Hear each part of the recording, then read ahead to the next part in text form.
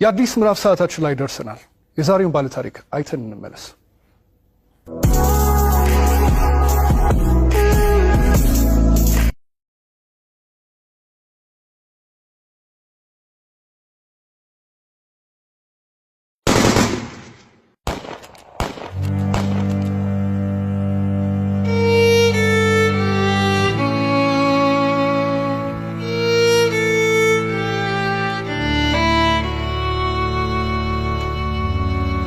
ስሜ ብርቱካን እባላለሁ። ተወልጄ ያደኩት ስናን ወረዳ ነው። ከእናትና ከአባቴ የመጀመሪያ ልጅ እኔ ነኝ።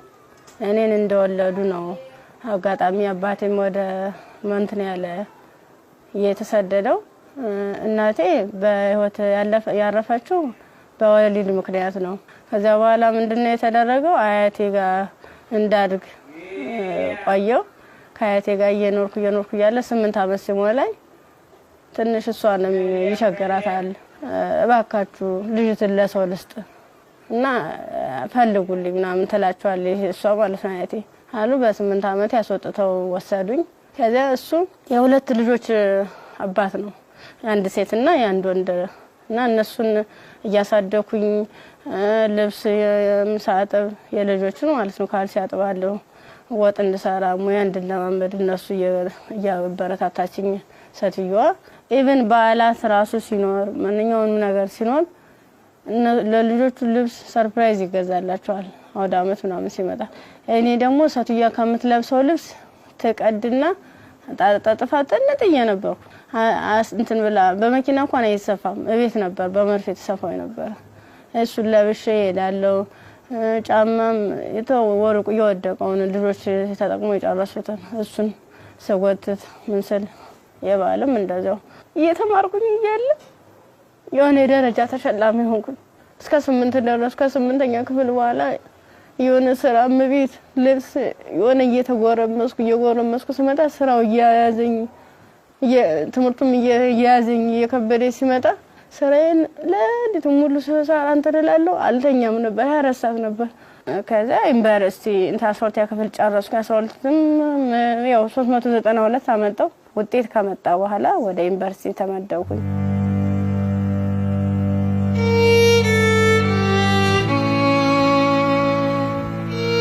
ዲፓርትመንት መረጥ በፋርማሲ ግስገባ በቃ እነሱ ራሱን ማበረታታት ጀመሩ። አይዞሽ ኢቭን ደፍተር እስክሪብቶም የሃንዳውትም ሙሉ ነገሩን እየሸፈኑልኝ ነበር እነሱ ነበሩ ቢሮ ላይ ማለት ነው። አሪፍ ውጤት ነበረኝ። ከዛ መጨረሻ ላይ ልክ 1 አመት ተማር፣ 2ኛ አመትም ተማር። 2ኛ አመት ላይ የተወሰነ ረብሻ ይከሰታል በሰዓቱ ማለት ነው። ረብሻ ሲፈጠር ምንድነው 3 ሰዓት ነው ከሌሊቱ 3 ሰዓት ላይ እኔ አጋጣሚ ከልጆች ጋር እንትን ነበርኩ፣ ላይብራሪ ነበርኩ። እኔ ወደ ውስጥ ስንመለስ ውስጥ ላይ የሆነ ሰው ሲተኩስ ከውጭ ላይ ይቀባበላሉ። ከዛ አረ ምንድነው በዚህ ውጡ በዚህ ወረዱ እንዲ ወንበስ በሉ እንትን ታኙ ተንበልበሉ ምናምን ይሉናል። ከዛ ልክ እየተኛን እየተሳብን እንደባብ እየተሳብን እየሄርን እያለ መጨረሻ ላይ እዚህ ጋር ገቡ በቃ እናምልጥ እንደዚህ ያለን ሰዎች ለካ ውስጥም ውጭ የሚተኩስ የነበሩት እነሱ ናራዋል። ውጭ ላይ ስንል ምንም የተተቀለብስ አለበሱ። ከዛ አንደኛው ትጥቅ የለበሰው እዚህ ጋር ገቡ፣ ምክንያቱም እንደዚህ ድብልቅልቁ እየወጣ ነው እንዴ ህይወታችን ማትረፍ አትፈልጉም ሲለን እሺ ብለን ታርጋብገባን ሁላችን ሰዎች አንድ ላይ ወጥተን ገባን። አንድ ላይ ገባን። በቃ ፍስፍስ አርገው ይዘው ሄዱ። እየከለሉ ሄዱ። ምንድነው ወደ ጫካው ስንዳረስ ሰውነታቸው መከለል ጀመሩ። ያ ማለት ምንድነው አይናቸው ብቻ እንድትታይ ነገር ግን ሌላ አካላቸው እንትና ሙሉ ብረት ነገር ነው። ስንገባ ምንድነው ኖርማል ወታደር ነበር። ግን እኔ ምን እዛው ላይ እየቀየሩን ምን ሰዓት እንደቀየሩ ማላየናቸው። ከዛ እየሄርን እያለ ጫካ ስንጀምር መኪናውን ከዚህ በኋላ መኪና መግባት አይችልም ወራዱ በግራችን ዱብ እያለ ነው የምንሄዳው። ልክ በግራችን እየሄርን እያለ እንትን አይናቸው ብቻ እንድትታይ ሌላቸውን ሸፈኑና ጸጉራቸውን ገለጡት። ያኔ ኬፕ ነገር ነበር የለበሱ። ጸጉራቸውን ሲሉት እንዴ እንደሹ ቀጥ ያለ ነው። እንሄዳለን መንገዱ ያልቅም። 6 ሰዓት ፈጀብን።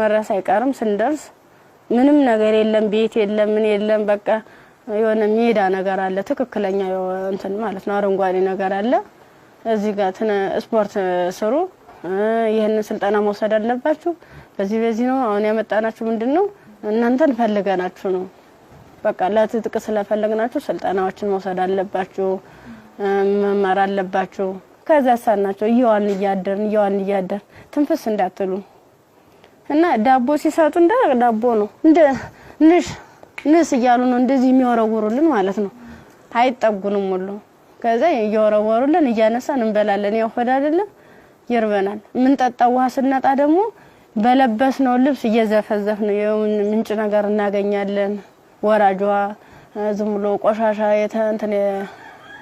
የተገደበ ነገር እናገኛለን እሱን ልብሳችንን እንዘፈዝፍና እንዲ ለመጥለቅም ስለሚቀፍ ልብሳችንን ዘፈዝፍና ልብሳችንን እየጫመቅን ነበር እንደዚህ ያንጠፈጠፍን ነበር ልብሳችንን እየመጠጥን ምንጠጣ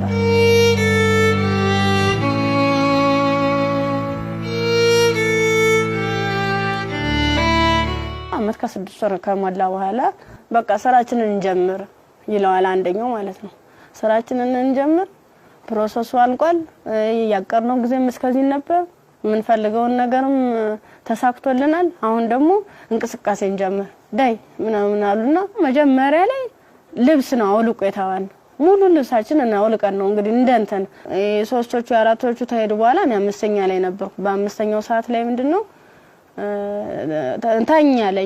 ታኛው ከተኛው በኋላ እየተካኩ ነበር ሲደፍሩ የነበሩ ማለት ነው ከዛ እየተካኩ እየደፈሩ ካደረጉ በኋላ ምንድነው እንትን ራሴን ስስት አይ እንደዚያ ከሆነማ በዚህ ነው ስሜታችን የሚኖርልና እንደዚህ ያደርጋ ይሆነ እንደ 6 አይነት ነገር እንደ 6 ይሆናል እንደ ፌሮ እንዲ ነው ቀጥታ እንደዚህ ሲወጉ የነበረ ማለት ነው ጥቅጥቅ ካደረጉት በኋላ ስዳስ ሰው ራሱ ቁስሉ ይታወቀኝ ነበር ዘንዲታኝቼ ወድቄ ራሱ ማለት ነው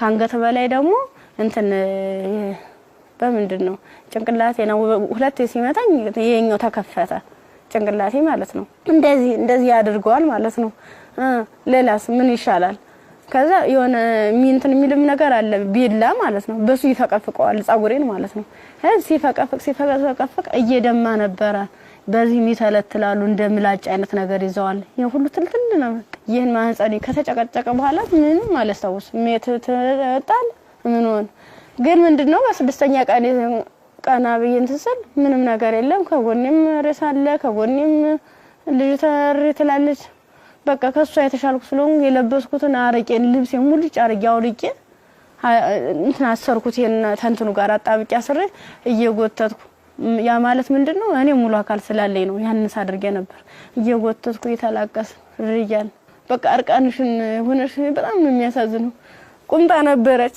ቁምጣዬን ደግሞ ያላስለብሰኝ ያለ ቁስሉ ማለት ነው እንዲ ክፍቱን አድርጌ ልብሴን ግን ሙሉ ቃኔ ለሷ ለበስኳት የለበስኳት አንድ ቀሚስ ነበርና ቁምጣ ከስር ለብሼ ነበር የለበስኳት ልብስ በቁምጣዬ ማሰር አልቻልኩም አውልቄ ሁሉ ሞክሬያለሁ ሙሉ ደም ማለት ነው ከዛ በሷ አሰርኩና የወጥቱ ሰል ገሩ ይመጣሉ በሰዓቱ ማለት ነው ከዛ እንዲታ ያንዘላዘሉ እንትን ብላ እንደዚህ ተሸክሙ ያንዘላዘሉ ይዘዋት ይሄዳሉ ሀይዟ ሲሄዱ እኔ አልሰማማ እንትን አለለም በቃ እንዳንችልስ አንችልስ ገላጌ ተገኘ ብላኝ እኔ እንጂ ይብለኝ ደህል እንዴ በጣም አረ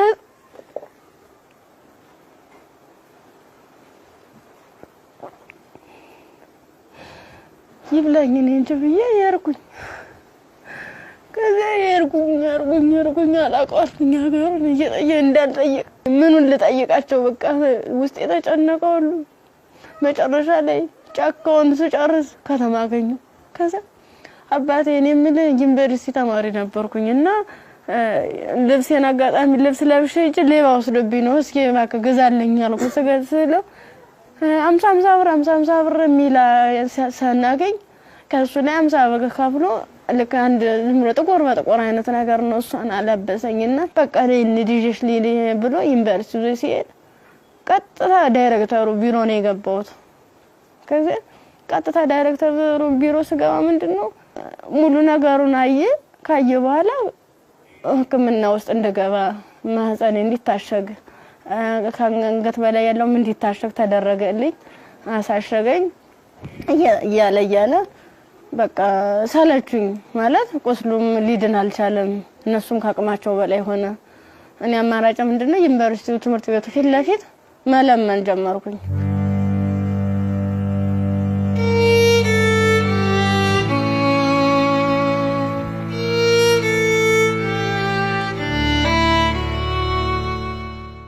እንደ ኢንፌክሽን ፈጥሯል መሰለኝ ብዙ ቀን ስለቆየው 6 ቀን ማለት ቀላል አይደለም።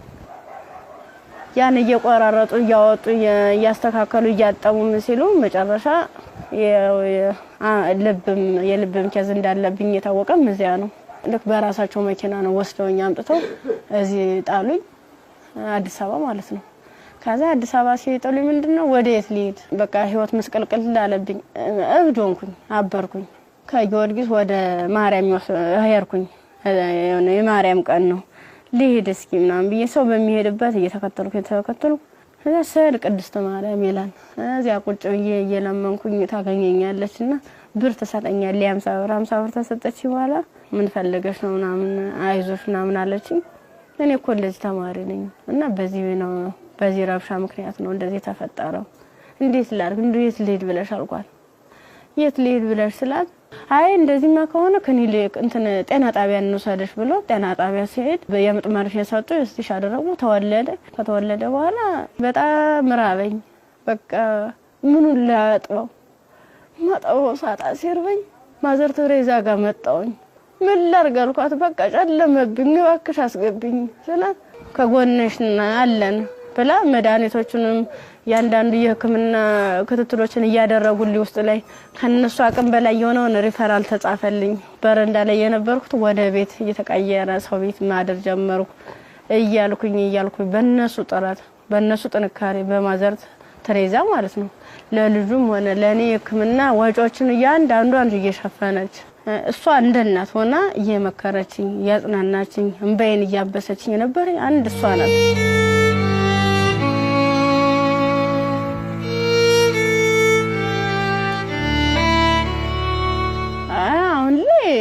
በጣም ከባድ ነው። ልጁም ከፍ እያለ ሲሄድ ጡት በማጥዋት በሚችልበት ሰዓት እየደከመኝ ያመመኝ ትንፋሽ ማጣር በቃ ድክም ይለኛል። መንቀሳቀስ አልችልም ያን ያክል ማለት ነው። ብዙ መድኃኒቶች ነው የምወስደው። የሚዋጥ መድኃኒት አለ መርፌ አለ እና እነሱን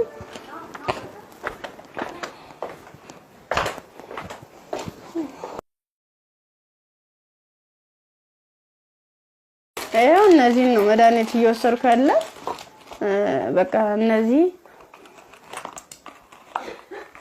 የሚዋጥ መድኃኒት አለኝ መርፌ አለኝ።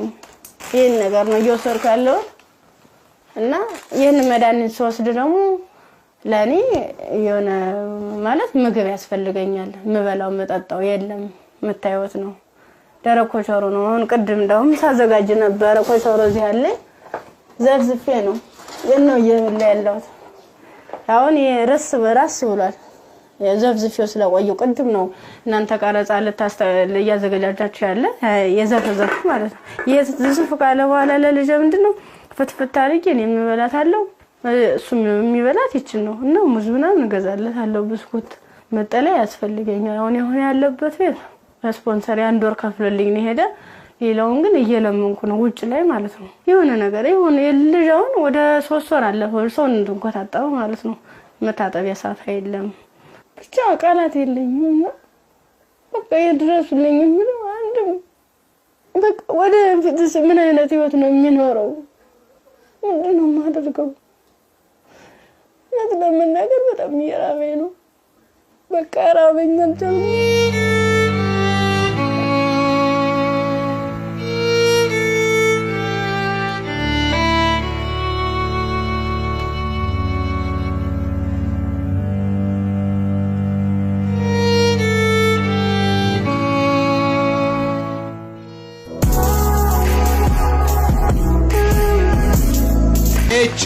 HOH ሞተር ዘይት ለአፍሪካ መልካም ምድር እጅግ ተስማሚ በሆነ በጀርመን ቴክኖሎጂ በከፍተኛ ጥራት የተመረቱ HOH ሞተር ዘይት HOH ግሪስ HOH ኢንዱስትሪያል ዘይቶች የአቅርቦት እጥረት አይታሰብም ኦቪድ ሪል ስቴት ልማትን ራዕዩ አድርጎ እጅግ ግዙፍ በሆነ ቦታ ላይ 60,000 መኖሪያ ቤቶች የሚገነቡበት ስማርት ከተማ ለቤት ፈላጊዎች ለማስረከብ 24/7 ሌት ተቀን በመስራት ላይ ይገኛል። ራዕያችን ልማት ነው።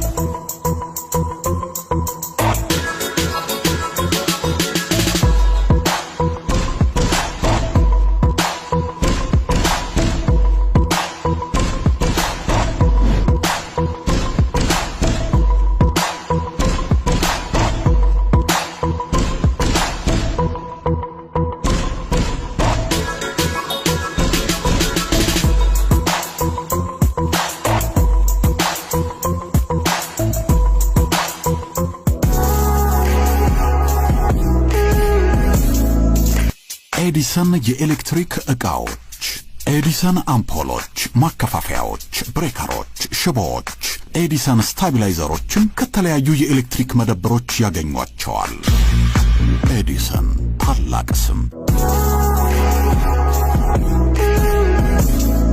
የብርቱካንን ታሪክ ነበር አይተን የተመለስነው ከዚህ ቀደም ብዙ አይነት እንደዚህ አይነት ታሪኮች ተሰርተዋል ግን ይሄ እውነት ከኢትዮጵያዊነት የወጣ ፍጹም ኢትዮጵያ ውስጥ ይሄ ነገር ሲያጋጥማል ወይ ብለን እንድናስብ ራሳችንን እንድንጠይቅ የት ነው ያለነው የቱ ጋር ደርሰናል ብለን ያየንበትም ታሪክ ነው ብርቱካን በጣም ተስፋ የነበራት ለዓላማዋ ታግላ እዚህ ጋር የደረሰች ጎበዝ ጠንካራ ወጣት ተማሪ ነበረች ከዛ በኋላ ግን የመጣባት ነገር የሚያሳዝን ነው የመጣባትን ነገር መቋቋም ባልቻለችበት ሁኔታ ላይ ደግሞ ተጨማሪ ነገር ወደ ህይወቷ መጣ ያም ልጇ ነውና ለልጇ ብርቱካን ምን ብላ ይሆን ታሪኳን የምትነግረው ብዬ ሳስብ ነበር በጣም የሚያስጨንቅና የሚረብሽም ጭምር ነው የሷም ህይወት ተበላሸ ስንል እንደገና ደግሞ ህፃን ልጅ ወደዚህ አምጥታለች የዛ ህፃን ልጅ ተስፋውስ ምንድነው ነገስ የሚመለስለት መልስ ምንድነው ይሄ ልጅስ እንዴት አድርጎ ነው አድጎ ሀገርን የሚረከበው ብለን እንድንጠይቅ የሚያደርገንም ይመስለኛል የብርቱካን ታሪክ በጣም ብዙ ሴቶች ላይ ያጋጥማል ግን ደግሞ ይሄኛው የሚዘገንንና ለመስማትም ለጆሮም ለማየትም የሚቀፈው ነው ያገኘው ያው ሰው ስትሆኚ ተፈተኛለሽ አንዳንዴ የፈተናም አይነት አለው እንዴት ያለሽ በቃ በርግጥ ላያስችል አይሰጥም ይባላል ግን ደግሞ አንዳንዴ ከመቻል በላይ የሚሆኑ ፈተናዎች አሉና እንደ ኢትዮጵያ እንደ ሀገር ደግሞ ስታስቡ እንደዚህ አይነት ሁኔታ የሚደረግበት ማህበረሰብ ውስጥ ነው እንደ ያለነው በምን አይነት ሁኔታ ነው ህይወታችንን እየመራን ያለነው የሚለው ራሱ ሌላ ጥያቄ ነውና በጣም ከባድ ነው የብርቱካን ቪዲዮንም ቁጭ ብዬሳየው እውነት ለመናገር አንደበት የለኝም ከአምሮ በላይ ነው እጅግ በጣም የሚሰቀጥጥና የሚዘገንን ከመሆኑ ብዛት የተነሳ ጭራሽ እንደውም ፊልም ነው እንዴ አክቲንግ ነው እንዴ የሚያስብል ሁላ ምክንያቱም ያው ብዙ ሆረር ፊልሞችን እንሰማለን ግን የእውነት መሬት ላይ የወረደ እንደዚህ በዚህ ልክ የሚሰማ ነውር ሁላ አለ ወይ እስከ ማለትም ድረስ አለና ብርቱካን እንግዲህ ስቱዲዮ ውስጥ ትገኛለች አብረን ቆመን እንቀበላለን ኳንደና መጣሽ አረፍኩ ዲንሽ ኳንደና መጣሽ በጣም ነው የምታምሪው በጣም ቆንጆ ከለሯ ራስ እንዴት እንደሚያምር ያው ዩኒቨርሲቲ ስንሄድ ሁላችንም እናስበው ነገር አለ አይደል ቤተሰብ ጋር ያለው ደስታ አለ ስትሄጂ የምትዘጋጁ ዝግጅት አለ ከሄድሽ በኋላ ደግሞ ያው ቤተሰብ ነው ገንዘብ የሚልከው እንፈልገው ነገር ያን ጊዜ እንዴት አሳለፍሽው ስትሄጂስ እንዴት ነበረ ሲሄድ 300 ብር ነው የተሰጠኝ ያ ማለት ያን 300 ብር የሆነ ቦታ ላይ ትላካል ማለት አይደለም አድርሶ የሚመልሰኝ ነው አመት ሙሉ የሚዘልቅ ማለት ነው ጓደኞቼ በፕሌን ጓደኞቼ በመኪና እየተመላለሱ በዓላትን ሲውሉ እኔ ግን ለአንድ አመት ተውሎ 300 ብር ነው ካልኩሌት ተደርጎ ይሰጠኝ ነበር ስንት ነበር ትራንስፖርት 150 ብር ነበር ሄጃው እንደ ሴት ደግሞ ለሴት የሚያስፈልግ ነገር አለ ምን እንቀባዋለን የተፈጥሮ ጉዳይ አለ ለዚህ ሁሉ ነገር ገንዘብ ያስፈልጋል በምን ነበር ያን ነገር ጓደኞቼ የተሻለ ህይወት ነበር እንትን የሚሉ ባለሀብት ልጆች አሉ እነሱ ነበር የሻር እያደረጉ እያዋጡ ነገሮችን የሚሸፍኑ ኢቨን ሞዴስ ራሱ ይገዙልኝ ነበር ጓደኞቼ ነበር ከጎን ያሉት ማለት ነው እሺ ከዛ በኋላ ያ ሁሉ ነገር አለፈና ዩኒቨርሲቲ ገባሽ ዩኒቨርሲቲ ገብተሽ ሁለተኛ ዓመት ተማሪ ሆነሽ ነው ይሄ ነገር ያጋጠመሽ እንዴት ነበር እስቲ ጊዜውን አስተውሽ ማለት በጣም ነው የሚከብድ 3 ሰዓት ላይ ልክ ከላይ ወረ 3 ሰዓት ዘጋብኝ መመለስ አልፈልግ እንደ ወጣሁኝና የሆነ ይሮራጣሉ ማለት ነው ሰዎች ስንሄድ በቃ አራ እንደዚህ ተኩስ የተነሳ ማለም ትሄዳላችሁ በቃ በዚህ ሄዱ ነው በዚህና እንትን በሉ እዚያ ካግቡናም ሲሉን እኛ በሰዓቱ ተኛን ተቆርቁሮ ነው የመሰለን እኛ እንደዚህ ለማትረፍ ነው ብለን ተንደርድረን ራሳቸው መኪና ገባን የነሱ መኪና ምን እንደሆነ ረብሻ የሚፈጥሩ ሰዎች በመጡበት መኪና አዎ ከፍተ ነው ከኋላ 1 አመት ከ6 ወር ነው እዚያ የቆየነው ጫካ ውስጥ ምንም ነገር ሳይፈጠር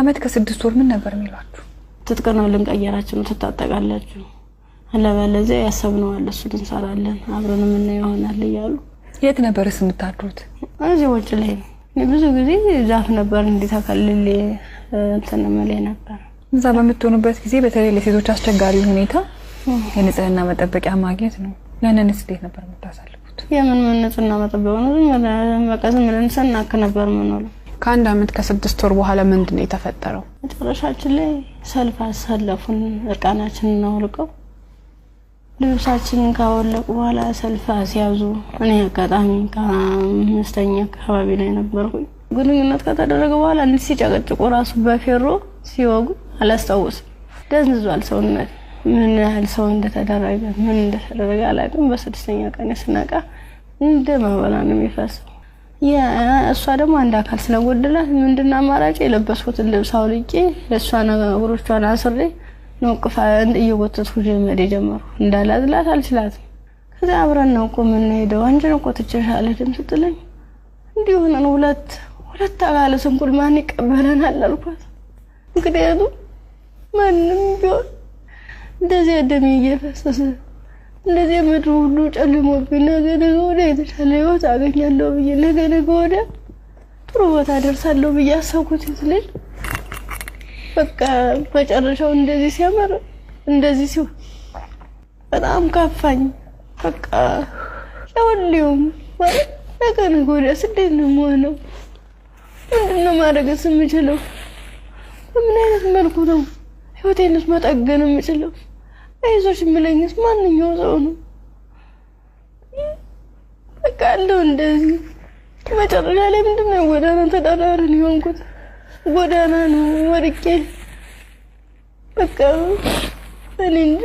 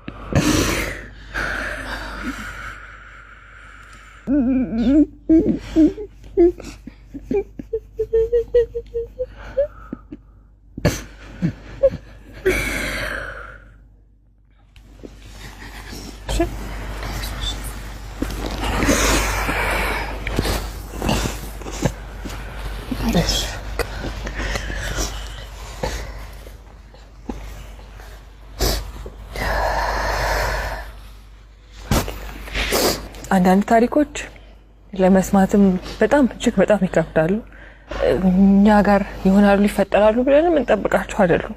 ሴት ሆኖ ለመስማት ይከብዳል፣ ሰውም ሆኖ ለመስማት እንደዚህ አይነት ታሪክ ይከብዳል። ያው ከመሞት መኖር ይሻላል ይባል የለ። እግዚአብሔር አንቺን በዚህ ፈተና ውስጥ አሳልፎ ዛሬ ላይ ሲያደርስሽ ምክንያት የለውም ማለት አንችልም። በፈጣሪ ስራ ማንገባም፣ ግን በጣም ጠንካራ ነሽ። እኔ በዚህ ሁሉ ችግር ውስጥ ያየሁት ያንቺን የመንፈስ ጥንካሬ ነው። አሁን ላይ ልጅ አለሽ። ልጅሽን ስታዩ ምን ይሰማሻል? ከፋኛል በጣም። ምክንያቱም እሱ ባይኖር የኔ ያለ እንትን አይደለም ነበር ማለት ልጅ ስትይ ከባድ ነው። ለልጅ ስትይ እያልሽ የሆነ ትታሰሪያለሽ። ልጅ ነው እንጂ ራሴ አትይም። በቃ ምን አለበት ወይ ጤነኛ ልጅ በሰጠኝ ነው። ካልሆነ ደግሞ እኔም በሽተኛ እንዴት ነው የማደርገው? ልጁንስ ለማልቀ ሁለቴ ነው 3 ጊዜ ጥዬው ሁሉ ይጫለው። እዚያ ውጭ ላይ ተመልሼ እንዲህ ሳይው እማ ያለ ወደ እኔ ይመጣል። እናፈርም በበላው በቃ አብረን እንሞታታለን ብዬልሽም ወቀፋርቂ እንደገና ራሴን ይቅርታ ጠይቄ እንደ ትልቅ ሰው ጥያቄና መልስ በራሴ እየተመለሰ እንደዚህ ከሆነሽ ለየሽ ከፋርቂ ይሽውዳለሁ። ያሳደጉሽ ቤተሰቦችሽ በጠፋሽበት ወቅት ከዛ ሁሉ ነገር ሲሆን ይሄን ሁሉ ታሪክ ያውቃሉ፣ ግን አልቀበልም ያለ። አሁን ላይ ጤናሽ እንዴት ነው? ሕክምና በጣም ያስፈልገኛል። ከሕክምናም በላይ የምክር አገልግሎት ያስፈልገኛል። ነገ ብርቱካን ምን ብታገኝ ትመኛለች? እኔ አሁን መፈልግ አንድም በጤንነቴን የሚከታተለኝና በቃ ትምህርቴን መማር የምፈልገው ወደፊት የተሻለ ህይወት መኖር እፈልጋለሁ። ልጅን በጎን አይኑን እያየው እየተጫወትኩ አብሬ እንደ እናት እንዳባት እንደ ወንድም ከጎን ይሆንልኝ። እሱም አድርጎኝ ጠበቅ እንዳያገኙ ተሻለ ህይወት እንድደርስ ነው የምፈልገው። ዛሬ ወደ አዲስ ምዕራፍ የሚያሸጋግሩሽ ስጦታዎች እኛ እናበረክትልሻለን። እንግዲህ ብርቱካን በጣም ብቻሽን በከባድ ሁኔታ ልጅሽን እያሳደግሽ ነው የምትገኘው። በመሰረታዊነት በመጀመሪያ የሚያስፈልግሽ ደግሞ የቤት ኪራይ ድጋፍ ነው። ኢቢኤስ ቴሌቪዥን ይሄንን ስለሚያምን ደግሞ የ1 አመት ያለምንም ሀሳብ ከልጅሽ ጋር ሆነሽ ራስሽን እስክትቋቋሚ ድረስ የ1 አመት የቤት ኪራይ ይሸፍንልሻል። ሌላው እንግዲህ እኔም በጣም ተርቤያለሁ። ልጄንም ለማጥባት ደግሞ መብላት አለብኝ። ካልበለው ደግሞ ወተት የለም ጡቴ ብለሻል። እውነት ነው። እናት ስንሆን ደግሞ የበላነው ሁሉ ደግሞ ወደ ልጃችን ነውና መብላት፣ ራስን መጠበቅ ራብ መጥፎ ነው ይባላል። እውነት መጥፎ ነው በጣም። ስለዚህ የ6 ወር አስቤዛ ደግሞ የቤት ይሸፍንልሻል። ከቤት ኪራይና ከአስቤዛ በተጨማሪ ደግሞ የልብስ ማጠቢያ ማሽን ኢቢኤስ ቴሌቪዥን ያበረክትልሻል። በጣም ትምህርትሽን ትወጃለሽ፣ መማር ትፈልጊያለሽ፣ መለወጥ ትፈልጊያለሽ። ባላሰብሽው ባልጠበቅሽው ሁኔታ ከትምህርትሽ ገበታ ወደ ኋላ ቀርተሻል። ያኔት ኮሌጅ ደግሞ በመረጥሽው በፋርማሲ ሊሆን ይችላል፣ በነርሲንግ እንዲሁም ደግሞ በላብራቶሪ ቴክኒሻንነት 2 ቅርንጫፎች አሉ። ከሁለቱ በአንዱ ቅርንጫፍ መርጠሽ ትምህርትሽን እንድትከታተይ ትምህርት ቤት ወጪሽን ሙሉ በሙሉ ይሸፍንልሻል። እኛም ህልምሽ ተሳክቶ ስትመረቂ ደግሞ ለመምጣት ያብቃል። አሜን። ሌላው ደግሞ የሰው ልጅ ሁሉ ነገር ለማድረግ ጤናው ነው ቅድሚያው ነገርና ብርቱካን የልብ ኬዝም አለባት፣ እንዲሁም ልጇም እንደዚሁ ሕክምና ያስፈልገዋል። ከምንም ነገር በላይ ደግሞ የሳይኮሎጂ ባለሙያዎች እንደዚሁ የሚያዩ ይኖራሉና የሕክምና ድጋፍ ያስፈልጋታል በተለያየ አይነት መንገድ። የልብም እንደዚሁ የሳይኮሎጂም የልጇም ጤናም ጭምር ማለት ነውና በዚህ ላይ ደግሞ ድጋፋችሁን እንድታደርጉ እንላለንኛ። እንዲሁም ደግሞ ሀገር ውስጥም ከሀገር ውጭም ያላችሁ መልካም ደጋግ ኢትዮጵያውያን ይሄን ፕሮግራም የምትከታተሉ እንግዲህ መቼም ዝም እንደማትሉ ፍጹም እምነታችን ነው። ከብርቱካን ጎን ነን የምትሉ በዚህ አድራሻዋ ልታገኟት ትችላላችሁ። በቃ ሙሉ ነገር ላደረጋችሁልኝ ገዛ ላደረጋችሁልኝ ሁሉ ነገር ከልብ አመሰግናለሁ። ኢቢኤስ ቴሌቪዥንም እድሜ ጤና ይስጥልን። በጣም ነው ማመሰግነው። ወዳችኋለሁ፣ አከብራችኋለሁ። ነገ ወደ ደግሞ የኔ ህይወት ተሳክቶ የኔ መጥቼ እናንተ መጥቼ እዚህ ውስጥ ማስደስተበት ቀን ይናፍቀኛል። ደግሞ አደርገዋለሁ። እናምናለን እኛ። የአዲስ ምዕራፍ ሰዓታችን ይህን ይመስል ነበረ። እሑድም በኢቢኤስ ይቀጥላል። መልካም ጊዜ።